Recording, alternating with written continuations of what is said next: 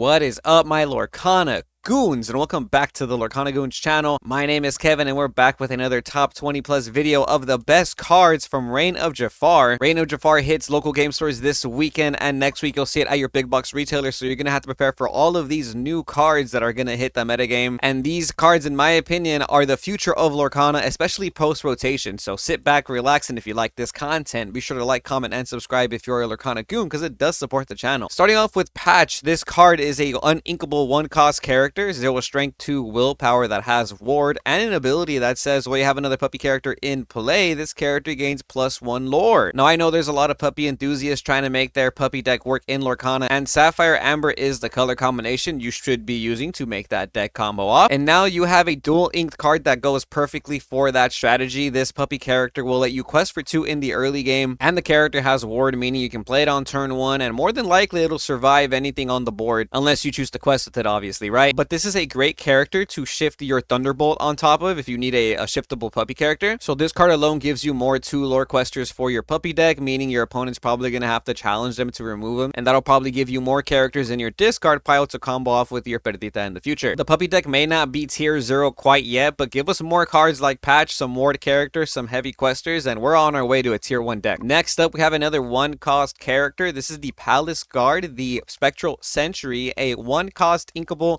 1 strength 4 willpower character that simply has Vanish. Vanish is an ability that was introduced last set, and it's basically reserved for overpowered cards that are removable with 1 action. When an opponent chooses this character for any action, banish them. So if this card is chosen for a Storm Rage On, a Strength of a Raging Fire, even if it only deals 1 damage with those cards, maybe even a Fire the Cannons, this card's going to get banished no matter what. But I think this is going to change the game, especially for someone like me who enjoys playing the Amethyst color. Most of the time, your 1-cost characters get banished by any action anyways. Chernabog, Broom, they all lose out to Fire the Cannons, so it's going to be the same result. But what's cool about this 1-4 character is that 4 willpower can withstand certain cards like Smee, Calhoun, meaning I'll be able to quest freely in the first few turns if my opponent does not have an action to out this, giving us a perfect target for Crab and Fox on turn 3. So I do think most purple decks are probably going to pivot to playing Palace Guard in their main deck, because it is a little bit better than cards like Olaf. And if you like playing blue, yellow, sapphire, amber, then you'll love this new 2-cost uninkable Ludwig von Drake. He's a 1-1 character, the all-around expert, but the abilities on this card are pretty stacked. It is a dual ink character, so it's reserved for the sapphire amber strategy. When you play this character, chosen opponent reveals their hand and discards a non-character of your choice. So you can hit Be Prepared's, Brawls, you can hit songs, actions, locations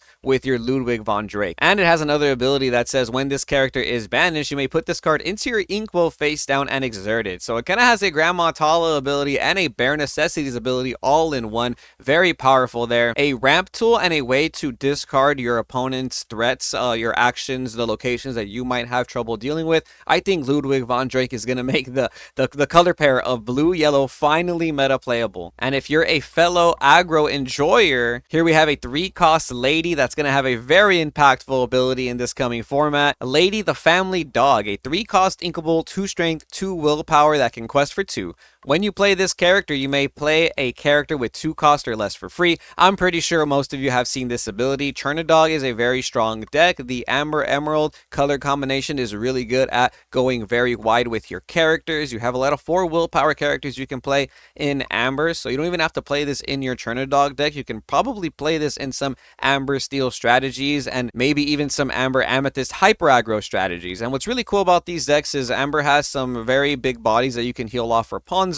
Depending on how you combo this off, you can maybe go wide with characters that will net you some card advantage. Like you can play Diablos and Cuscos off of this card, so if any of those cards get banished after a Be Prepared or after you choose to go wide, then you'll still draw cards, which is pretty cool. But it's one of the first cards in Lorcana that lets you play like a 2-for-1, lets you get a lot of value here. So for 3 ink, you're potentially playing 5 ink on that turn, right? Because you're playing the 3 ink Lady and then you'll play a 2-cost character. And I do think that this can get very, very out of hand if you don't have outs to the aggro strategy. Next up, we have Mushu, the fast-talking dragon, a ruby card that costs 3. He's inkable, 2 strength, 3 willpower, has an ability called Let's Get This Show on the Road. You can exert this character, then chosen character gains rush this turn. If you guys have been playing since the first chapter, we've seen cards like White Rabbit's Pocket Watch do wonders in certain strategies with this same ability. And in the last few formats, we have the Amethyst Cogsworth that also can give your character rush, but that costs ink. What's really cool about the Mushu is you can play this on turn 3. Then turn 4, you can play a character of your choosing and you have the Mushu on the board. You don't have to pay any extra ink and you can give that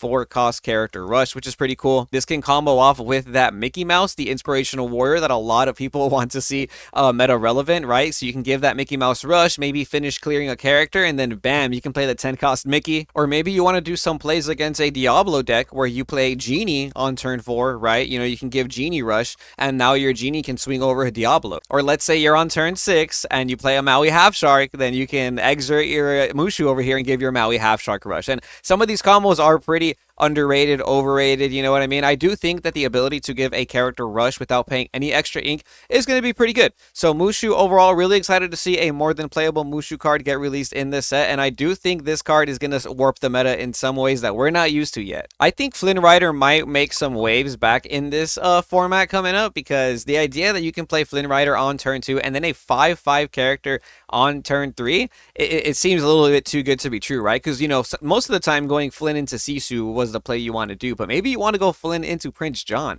Maybe adding 3 Prince John Frady Cat to your Flynn Rider strategy is the way to go. So you have more consistent curves of Flynn into a very strong 3-cost character.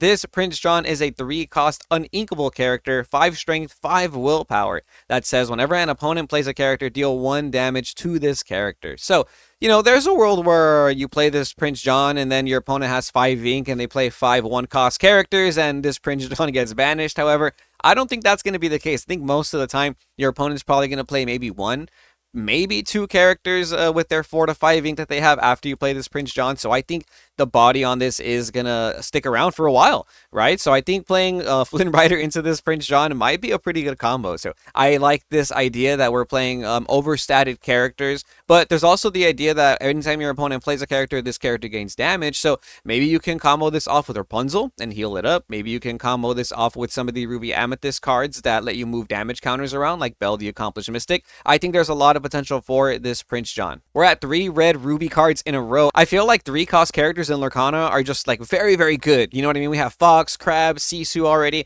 Now we have Wreck-It Ralph, the backseat driver. This is a racer, storyborn, and hero character. 3-cost, inkable, 4 strength, 2 willpower, and has a pretty good effect that I think is going to make the racer strategy, the racer archetype, actually meta relevant, right? So charged up. When you play this character, chosen racer character gets +4 strength this turn. There's some pretty decently statted racers in the card pool. A lot of the racers are amber and ruby colored, so a lot of the amber racers will have a bigger willpower, so that'll make this card actually pretty good. And you can use this on himself. So let's say you have that Mushu that we just looked at to give your characters rush. You can play this Wreck-It Ralph, give himself +4 strength this turn, and now that Mushu can give him rush. So suddenly you're swinging with an 8 strength character on turn 3 to 4. So be on the lookout for racers and what they can do this meta. We have a 4-cost Goofy that I've been seeing a lot of requests on this video, and I've been hearing a lot of people talk about it. Huge shout out, by the way, to our Discord members for giving us some ideas for this video, especially you, Kappa Kibaki. We really appreciate all the efforts you've been putting in our Discord. He actually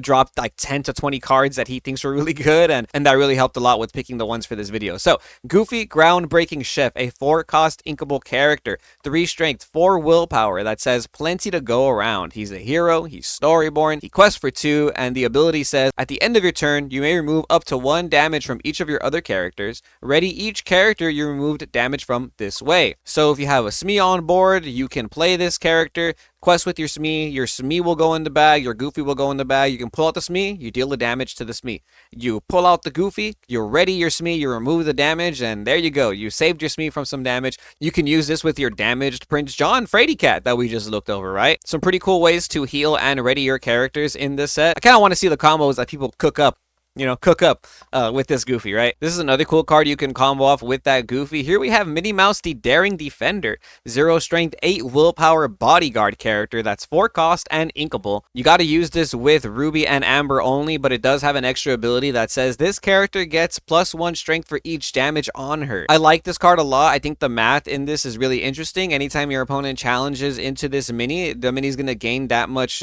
damage as strength as well too. So if you swing into this character with a 4 cost fox, that means she's going to have 4 damage counters on her, but she will have 4 strength on her as well. So any other character that challenges into this Minnie is going to have to take that damage too. And that 8 willpower body is so hefty that it means it's the perfect target for your Rapunzel healing. I also feel like a lot of the Ruby Amber strategy right now revolves around playing mostly only characters that can also quest really heavy in the early game, like Daisy Duck. And now starting on turn 4, you can actually protect them with this huge bodyguard character, right? So one of the cool lines I've been seeing is Daisy Duck turn 1, turn 2 you play Huey, which will let you play the next character for 1 less ink, and then you can play this Minnie Mouse on turn 3 and start protecting your 2 lore questers in the early game. Our next 4 cost character is this Bruno Madrigal, Single-Minded. This is a starter deck card. It's a 4 cost inkable with 3 strength and 4 willpower. So I do think the stats are pretty good on this card. It can only quest for 1, but this ability is what I really like about it. When you play this character, chosen opposing character can't ready at the start of their turn.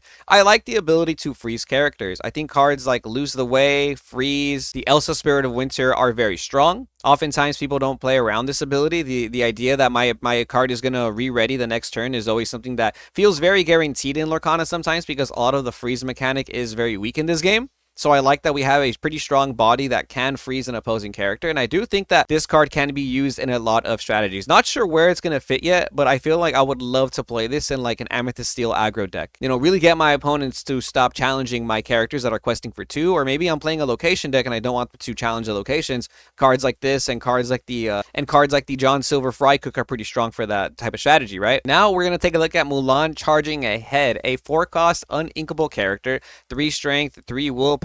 She's a princess, hero storyborn, so she has that hero princess synergy. Very good. A Ruby Steel locked character. You can only play this in Ruby and Steel. Reckless. This character has 3 abilities. She has Reckless, an ability that says during your turn this character gains evasive, and then long range. This character can challenge ready characters. So because she does have Reckless means you cannot quest with her, but that's perfectly fine because you can challenge readied characters, and the Ruby Steel strategy revolves around you gaining lore every time you commit to a challenge. So I do think this might be a 3 to 4 of in most Ruby Steel decks. Maybe you're really using cards like Shere Khan or the Mushus that'll let you generate lore when you challenge characters, and this will bypass the need for your opponent to need to quest, so you can just challenge them while they're readied. And it has evasive on your turn, so this is a perfect way to clear Diablos. And on top of all that, we have some pretty decent Shift Mulan characters, some Floodborn Mulan characters that would pair very nicely with our Mulan charging ahead. Next up, we have a very strong Sapphire Steel card, Arthur the Determined Squire. He's a 4 cost inkable character with 6 strength and 6 willpower that can quest for 3. The stats on this card feel unbelievable, but the drawback is pretty huge. You have to skip your draw step every turn. When I first read this card, I didn't think it was every turn. I thought you just skip your draw step once. I thought you just play it and the next turn you don't draw. But every turn, as long as this card is on the field, you do not draw for your draw step. I really like the flavor text on this card. It says, "Do you want to be all muscle and no brain?" says Merlin. And that's exactly what this card is. All muscle, no brain. You're just all gas, no brakes. You don't even need to draw. A lot of the Sapphire Steel engine revolves around drawing cards with maybe Grandma Tala, Whole New World, other ways of drawing, maybe Popsicles and Tamatoas to grab that recursion. Without Flowersham though, I do feel like the Sapphire Steel strategy is a lot slower, but what if we're playing docks? What if we're playing other cards to fill our hand up? Maybe we're playing cards like Jasmine, the Steady Strategist, which is a 4 cost inkable character, 2 strength, 5 willpower that can shift for 2 ink. This character can replace your draw step because anytime she quests, you look at the top 3 cards of your deck, then you reveal an ally character from those cards and put it into your hand. The rest go on the bottom, which is a very good way to help you look for specific cards in your strategy like T-Pose, docks, or any other card you might need in that specific situation. She's also a 4 cost character that you can play on turn 2, meaning you can sing cards like Storm Rage on, Zeus, and even How Far I'll Go if you manage to shift her on turn 2. So it's a really good card. I think it has a lot of potential, and I think it's going to possibly save the Sapphire Steel strategy. A couple other cool 4-cost characters you can play in Sapphire if you still want to use an item strategy. We have the Wardrobe Perceptive Friend, a 4-cost inkable character with 3 strength, 4 willpower that says exert this character, choose and discard an item card, you draw 2 cards. We finally have our Flavisham replacement, folks. I don't think this card is as good as Flavisham, obviously, because on play you don't get any ability, but it's a pretty hefty body. It's a 3 strength, 4 willpower, so it's going to withstand certain cards in the meta. Not the best to cards like Medusa or cards like Zeus, but it's still a pretty decent draw engine, and you're able to grab back items from your discard for pretty much no cost because you have cards like Tamatoa and Tamatoa, and plenty of other ways to find items that you can get rid of for 2 cards in your deck. And now we have the Sultan himself, Jafar, the High Sultan of Lorcana, a 5-cost uninkable character, 4 strength, 4 willpower that'll quest for 3. This might take the illusion slash sorcerer deck to the top because this card has a pretty nutty ability. Whenever this character quests, you may draw a card, then choose and discard a card. Classic steal effect. Then if an illusion character was discarded this way, you may play that character for free. Really strong effect right there. There's some pretty cool cards you can cheat out, like the new Apu Elephant, or maybe you just want to play Iago Spectral Parrots. Pretty much any character you play for free is going to be unfair. Like I said with the Lady card, you're going to be playing some extra ink and questing for 3 at the same time, which is really good. And you're drawing a card, so you're searching through your deck. Technically, you're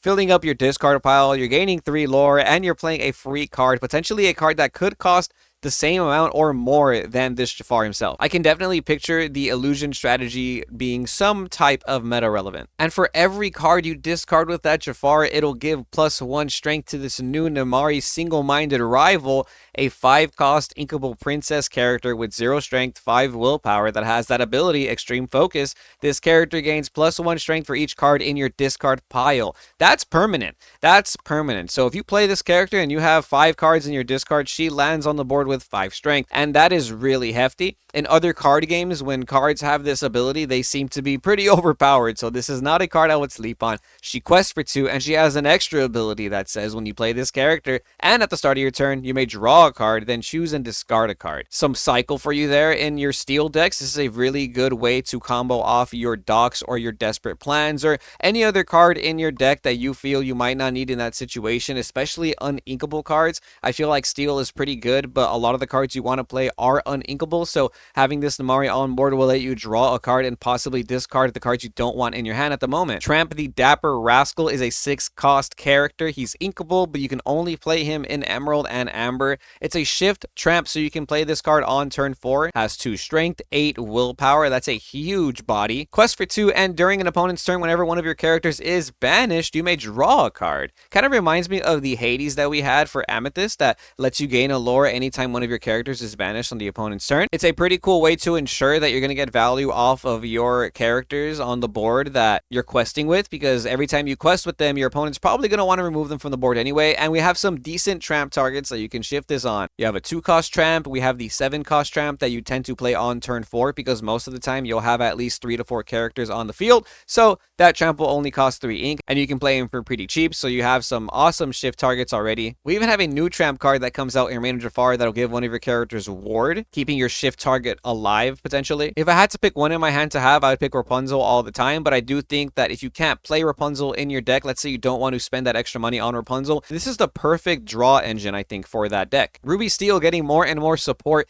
this set with this new Mushu, Your Worst Nightmare. He's a Floodborn Mushu, so that means he's a shift 4, cost 6 inkable character, 4 strength, and 6 willpower. Love that stat. Can quest for 2 and has this awesome ability called All Fired Up. Whenever you play another character, they gain Rush, Reckless, and Evasive this turn. Kind of interesting that they gain Reckless as well, so you can technically combo this off with any of your Ruby cards that have abilities for Reckless characters specifically, but being able to give your characters Rush and Evasive the same turn they're played is pretty nutty. And it's not an optional ability, so your characters have to gain Rush, Evasive, and Reckless, meaning that they're going to have to challenge no matter what because they have that Reckless ability. So if you don't want to challenge with a character you play that turn, while you have this Mushu out, then you probably shouldn't have this Mushu out when you play that character. Ruby Steel has a lot of tools, and I think this is one of them that can put them over the edge, right? We have a lot of good Mushu targets that you can shift on, and we just finished going over how I think giving rush to characters is underrated. However, I do think the Ruby Steel deck can be a little bit inconsistent. Maybe this Floodborn character is going to make it finally a tier 1 contender. Speaking of tier 1 decks, Ruby Amethyst is not going anywhere because we have a very strong draw engine coming out in Reign of Jafar.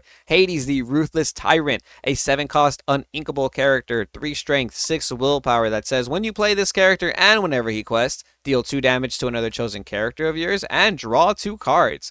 Now, it has to be another character, so you can't deal 2 damage to himself, which is pretty good. However, if you deal 2 damage to maybe a Diablo, a Cusco, then you're going to draw 2 cards off this Hades and then another card when that Cusco or Diablo hits your discard pile. I don't think 7 cost is asking for too much in a deck like Ruby Amethyst, which has a very easy time controlling the early game with Foxes, Crabs, Elsas, Mauis, Medusas, Tremaines, and now you have a pretty strong draw engine outside of Rabbit and Genie. So if Merlin Rabbit does get rotated out, at least it's good to see we're going to have a pretty strong draw engine. The 3/6 body means it's a perfect Medusa target, so I wouldn't be surprised if Madame Medusa becomes a relevant card. That 6 willpower on that body is pretty nice because that means Along Came Zeus cannot banish this by itself. Yeah, I'm so excited to try this card out. I think this is going to be so fun. Some other heavy hitters in Amethyst, we have Monstro, the infamous whale, an 8-cost inkable character with 6 strength, 8 willpower, and rush. Has an ability that says choose and discard a card, ready this character. He can't quest for the rest of the turn. And he quests for 2. On top of having such a very strong ability, this character could just quest for 2 if you needed to. So it has rush on turn 8, meaning you can deal 6 damage to characters immediately. Most of the time, it's going to be able to clear a character in one shot. If not, you're going to be able to re-ready this character. And it has an 8 will-powered body, so it'll probably survive most challenges, meaning you're going to be able to at least swing twice. So that's 12 damage potentially on some characters. It kind of reminds me of Scar the Vicious Cheater, which can damage every character on the board. However, you're going to have to discard a card every single time, but it's not once per turn. So you can do this as many times as you want as long as you have cards in your hand. And if it happens to survive, then you can do it one more time, ready the character, leave it ready, and on the next turn you can quest with it, and then ditch a card, ready it, and swing again. Kind of cool. A lot of combos you can do with this Monstro Infamous Whale. I'm really excited for this, especially because I feel like I've been wanting cards in Ruby Amethyst that say discard, because sometimes I have so many uninkables in my hand that I don't want, that I want them to have value, and this Monstro would give them the perfect amount of value. You thought I forgot about the actions and songs, didn't you? I did not. We're going to go over some actions and songs that are going to change the future of Lorcana. Candy Drift, a 2-cost inkable action. I love that this card is inkable because it's so good. Draw a card, then chosen character of yours gains +5 strength this turn. At the end of your turn, banish them. So most of the time, you're probably going to want to use this on a character that is going to get banished in the challenge. Anyways, I like that this card replaces itself. It only costs 2 and it lets you draw a card, so that's already very strong. And giving +5 strength to a character is not something to look over. You see, you're going to be able to pump up some really hefty characters, especially in the Amber card pool. You can play Nala on turn 1. If your opponent has a Daisy on board that they quested with, on turn 2, you can play Candy Drift, give your Nala +5 strength, and just clear the Daisy in one shot. And then your Nala gets banished, right? But it's fine. You cleared the Daisy against some of those aggro decks on turn 2. And then you can start comboing this off with some interesting characters like the King Candies that are going to come out in the new set. Maybe even cards like Prince Eric so that they can have an extra ability when they're banished. But all in all, I think this card is pretty good. We gotta talk about Desperate Plan. This is a very strong card. 3-cost uninkable action. If you have no cards in hand, draw until you have 3 cards. Otherwise, choose and discard any number of cards, then draw that many cards. The perfect way to get rid of any uninkables you don't want in your hand. Let's say you have too many Docs or Genies and you don't know which one to utilize. You can Desperate Plan, you discard them, you draw new cards, you draw another Desperate Plan, you play all the characters in your hand, you play it, you draw 3. It's pretty good. I like that it has like multiple uses. You know, you can replace the cards in your hand. If you're looking for something like Goat or White Flower, that last burst of lore, you can try and dig for it and discard all the cards in your hand and draw that many again. Or let's say it's the early, let's say you're on the early part of the game and you know you only have 5 ink and you play your last couple characters. Desperate Plan will let you draw 3 more cards if you have nothing left in your hand. And I think it's a great way to add a draw engine to a lot of the strategies that exist right now in Lorcana. I really like Doc. I love that Doc is a card, because I feel like it made Steel into a deck that can actually be utilized in other forms than just Whole New World. I felt like before Whole New World, Whole New World, Whole New World, that was the way you had to draw cards with Steel. But ever since Doc came out, there's a lot more strategies that became relevant with the Steel color, and Desperate Plan is going to do the same thing. Into the Unknown is an inkable 3-cost dual ink card. You can only play this in the Blurple color pair, so I don't think it's going to be like super hard hitting in the meta, but I think Blurple is a very good color combination. Has an ability that says put chosen exerted character into their inkwell face down and exerted, and it's a 3-cost song, so you can play this potentially on turn 2 if you were able to play Belle the Apprentice Inventor off of your Popsicle or something, and then you're able to combo this off with maybe Elsa the Fifth Spirit, Elsa Spirit of Winter. In general, most decks in Lorcana are going to have to quest to get to 20 anyways, so you're going to have really good targets. So it kind of feels like a 3-cost let it go, especially if you are already going to use it on an exerted character. Down in New Orleans, a 6-cost uninkable song. So characters 6 or more lower can sing this for free. Look at the top 3 cards, reveal a 6-cost location, item, or character, and play it for free. 6 cost or less.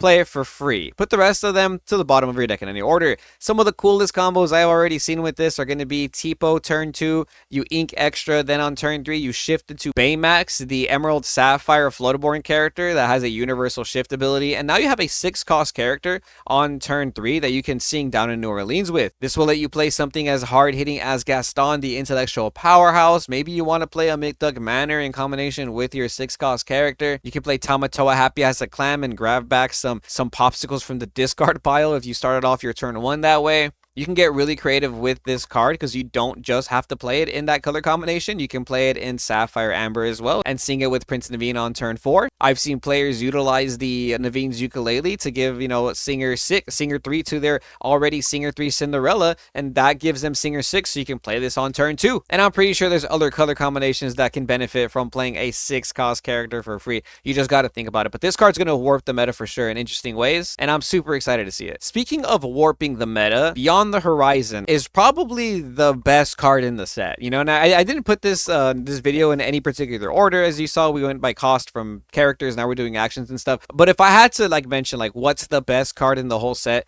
it's probably Beyond the Horizon. Honestly, it's so good. It's 7 cost uninkable, sing together, so you don't even need a 7-cost character to sing this. You could just sing this with a combination of characters.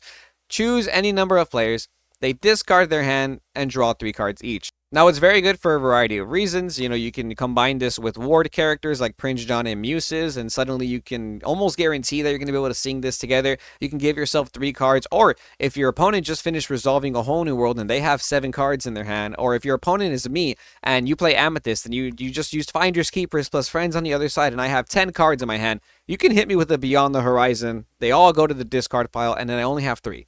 It's a very strong card to be able to manipulate your opponent's hand size, and I think oftentimes when we're playing Lorcana, we're thinking my next turn is going to be this for sure. Beyond the Horizon just says nope. Your next turn is only 3 cards, which is pretty crazy, and then you can use it on yourself too. You can go wide. You can play every character in your hand the way you would Whole New World, but you Beyond the Horizon instead, right? So I think if Whole New World gets rotated out and does not make an appearance in Fabled set 9, and we don't get that card back, Beyond the Horizon is going to take the place of that strategy. Such a good card. I think this is going to be the card that gets everybody fed up with the meta because this is going to be very tilting to play against sometimes. When your opponent does this on you and you lose more than 3 cards, 4 cards, it feels so overpowered. And then I've been seeing people combine this with Sudden Chill, Lucifer, You Have Forgotten Me, so that when you do Beyond the Horizon, you hit them with a discard 1, discard 2. There's some situations where you could probably discard all 3 cards from your opponent's hand, right? Some other very strong cards to mention before we call it a day, like Nothing We Won't Do, an 8-cost inkable song that is also a sync together, has an ability that says ready all your characters for the rest of this turn. They take no damage from challenges and can't quest. So at first I read this and I didn't think it was that good of a card. Then I saw some videos about doing an OTK where you can just infinitely use this with Maui Half Shark as long as there's challenges that you don't get banished from. I do think it's kind of cheesy, but I do think that there is a world where this card is at least played in some degree. I like that it's an OTK enabler because I just feel like, you know, every card game needs an OTK, needs a one-turn kill deck. So I don't think this card's going to be like super relevant. I don't think it's even that good, to be honest, but you know, we did enable some new OTK potential in Lorcana. So this could change the game in the future because there could be future cards that do similar things like this, and I think that would be hilarious if we have like a lower cost version of this. If this was a lower cost, I think it would be a lot more scary. And last but not least, we got to talk about Jeweled Collar. This is a new item, a 2-cost Sapphire Emerald item from the new Reign of Jafar set. Has an ability that says whenever one of your characters is challenged, you may put the top card of your deck into your inkwell face down and exert it.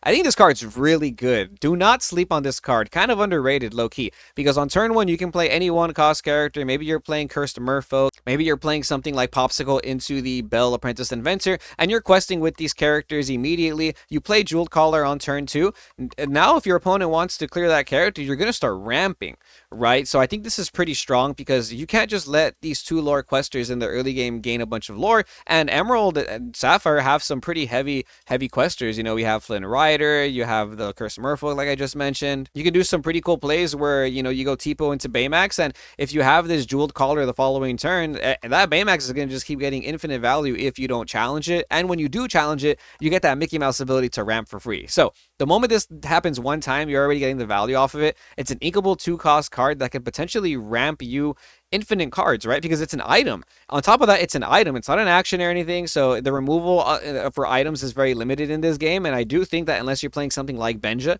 then you're probably not going to have the outs to Jeweled Collar in your deck. So it is limited to Emerald Sapphire only, and I think that's because it's somewhat of a weaker color combo, but I like this card a lot. You know, I like this card a lot. I think this card's going to make this color combo a tier 1 deck. Mark my words there. But that's going to be all for this video. My Lorcana Goons going over the best cards from Reign of Jafar. Reign of Jafar season starts this weekend, so if you guys play any local tournaments with your constructed decks and you do well in them, please drop your deck list in our Discord in the link below. We have the link to our Discord in the description below if you guys want to join, and we have a deck list section that we like to use when we talk about our Monday videos. So if you like this content, once again, like, comment, and hit that subscribe button because it does support the channel. Can't wait to see what you guys cook up for Reign of Jafar format. But until then, remember to stay tuned to Lorcana Goons for more, and if I missed any cards that you think are overpowered that I might be sleeping on, please drop them in the comments below. Thanks again for watching, and we'll see you goons next time.